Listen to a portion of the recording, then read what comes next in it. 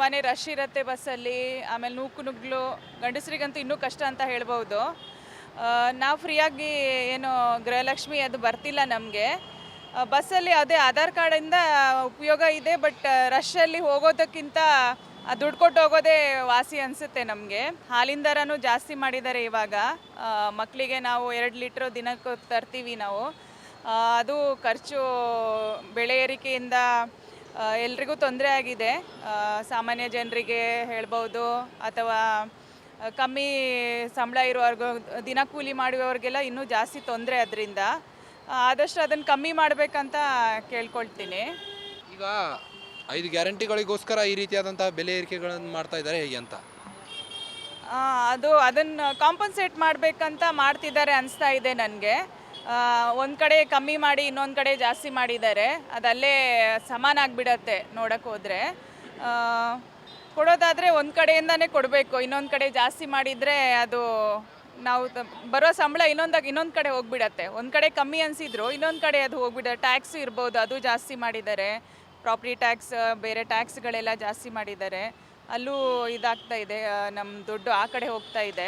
ಈಗ ಜನ ಹೇಳ್ತಾ ಇದ್ದಾರೆ ಮೇಡಮ್, ಈ ಫ್ರೀ ಭಾಗ್ಯಗಳಿಂದ ಸೋಮೇರಿಯಾಗಳಾಗ್ತಿದ್ದಾರೆ ಜನ ಅಂತ. ಇರ್ಬೋದು ಸರ್. ಮನೆ ಕೆಲಸ, ಹೆಂಗಸರು ಈಗ ಮನೆ ಕೆಲಸ ಮಾಡೋಕ್ಕಿಂತ ತಿರುಗಾಡೋದೇ ಜಾಸ್ತಿ ಅಂತ ಹೇಳ್ಬೋದು. ಅಲ್ಲಿ ಇಲ್ಲಿ ದೇವಸ್ಥಾನ ಅದು ಇದು ಫ್ರೀ ಇದೆ ಅಂತ ಬೇಕಾಬಿಟ್ಟು ಓಡಾಡ್ತಾರೆ ಅಲ್ಲಿ ಇಲ್ಲಿ. ಅದೊಂದಿದೆ. ಇನ್ನು ಗೃಹಲಕ್ಷ್ಮಿ ಯೋಜನೆಯಿಂದನೂ ಅದೇ ಫ್ರೀಯಾಗಿ ದುಡ್ಡು ಬರ್ತಾ ಇದೆ ಹೆಂಗಸರಿಗೆ. ದಿನ ಕೂಲಿ ಮಾಡುವವರೆಲ್ಲ ಮೊದಲೆಲ್ಲ ಕೆಲ್ಸಕ್ಕೆ ಹೋಗಿ ಇದು ಮಾಡ್ತಾಯಿದ್ರು. ಇವಾಗ 2,000 ಮನೆಗೆ ಬಂದುಬಿಡತ್ತೆ. ಸ್ವಲ್ಪ ಫ್ರೀಯಾಗಿ ಬರ್ತಾ ಇದೆ ಅಂತ. ಅಕ್ಕಿನೂ ಫ್ರೀಯಾಗಿ ಬರ್ತಾ ಇದೆ. ಸೊ ಹೌದು, ನೀವು ಹೇಳ್ದಾಗೆ ಆಗಿದೆ, ಸೋಂಬೇರಿ ಆಗಿರಬಹುದು ಅಂದ್ಕೊಳ್ತೀನಿ. ನನಗೆ ಬರ್ತಾ ಇಲ್ಲ, ಬಟ್ ನಾನು ಬೇರೆಯವರನ್ನು ನೋಡಿದಾಗ ಹೌದು, ಬೇರೆ ಕೆಲಸ ಮಾಡೋದು ಬಿಟ್ಬಿಟ್ಟು ಮನೆಯಿಂದನೇ ಇದು ಮಾಡ್ತಿದ್ದಾರೆ ಇವಾಗ. ಈಗ ಕಾಂಗ್ರೆಸ್ ನಮ್ಮ ರಾಜ್ಯದಲ್ಲಿ ಈಗ ಆಡಳಿತದಲ್ಲಿದೆ ಈಗ ಪ್ರೆಸೆಂಟ್ ಆಗಿ. ಬಟ್ ಕಾಂಗ್ರೆಸ್ ಸರ್ಕಾರದಿಂದ ನಮ್ಮ ಕರ್ನಾಟಕದಲ್ಲಿ ಈ ಒಂದು ವರ್ಷದಲ್ಲಿ ಎಷ್ಟು ಅಭಿವೃದ್ಧಿ ಆಗಿದೆ ಅಂತೀರಾ? ಅಭಿವೃದ್ಧಿ ತುಂಬ ಏನು ಕಾಣಿಸ್ಲಿಲ್ಲ.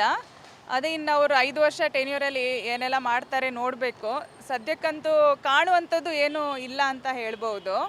ಕಾಂಗ್ರೆಸ್ ಸರ್ಕಾರ ಬಂದಾಗಿನಿಂದ ಬರೀ ರೌಡಿಸಮ್ಮು, ಬರೀ ಕೆಟ್ಟ ಆರೋಪಗಳನ್ನೇ ಕೇಳಬೇಕಾಗಿ ಬಂದಿದೆ. ಯಾವುದೇ ರೀತಿಯಾದಂಥ ರಾಜ್ಯದಲ್ಲಿ ಅಭಿವೃದ್ಧಿ ಕೆಲಸವಾಗಿಲ್ಲ. ಇವರ ಒಂದು 5 ಏನು ಗ್ಯಾರಂಟಿಗಳಿದ್ದಾವೆ ಅದು ಇನ್ನೂವರೆಗೂ ಯಾರಿಗೂ ತಲುಪಿಲ್ಲ. ಕೇವಲ ಒಂದು 10 ತಿಂಗಳು ಮಾತ್ರ ಗೃಹಲಕ್ಷ್ಮಿ ಯೋಜನೆ ನಮಗೆ ತಲುಪಿದ್ದು. ಆಮೇಲೆ ಅದನ್ನು ಸ್ಟಾಪ್ ಮಾಡಿಬಿಟ್ರು ಅಂತೆಲ್ಲ ಜನ ಹೇಳ್ತಾ ಇದ್ದಾರೆ. ಕ್ಯಾಮ್ರಾಮನ್ ಪವನ್ ಕುಮಾರ್ ಜೊತೆ ನಾನು ನಿಮ್ಮ ಕಾರ್ತಿಕ್, ಗ್ಯಾರಂಟಿ ನ್ಯೂಸ್, ಬೆಂಗಳೂರು.